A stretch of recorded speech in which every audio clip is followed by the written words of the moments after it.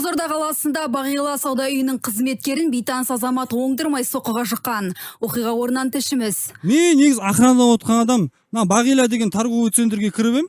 Сонымен Нұртуған бастық айтты, полный 3 этаж сенің мойныңда. В общем, женский киім сататын бутик жеңшемдікі, анау алтын сататын бутик құдамдікі, анау жездемдікі, анау інімдікі. В общем, дұрыстап қара деді. Ішінде арендаға берілетін бутиктер көп екен. Бастықтың туысқаны болмаппыз, деп қоям жаңа. Сонымен кешкі 6 болды да, іштегілердің бәрін шығарып сап, есіктерді жауып тұрым. Бір качок біреу келді да, іште арендаға бутик бар ма, спортсмендердің тамағын сататын бутик ашайын деп ем деді.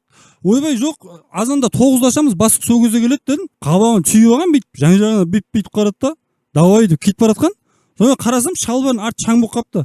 Інім ау, шалбарың арты шаң болып қапты деп ем, бүйтіп қарады да. Сонда сен не менің көтіме қарап тұрсың ба не бағаннан бері дейді. Ойбай, жоқ деп қалдым сонымен. Сонымен бүйтіп ұстап алды да, шал, сен айтсай, бағаннан бері мен көтіме қарап тұрсың ба дейді. Сонымен бір рет қарағанда тұрғанда не бар деп пе сасқанынан. Сонымен желкемнен ұстап алып, ішімнен амп ұрып жатыр анау. Содан қаштым, 2-ші этажға қаштым, косметика жаққа қарай қаштым. Одан 3-ші этажға аяқ киім жаққа қарай қаштым.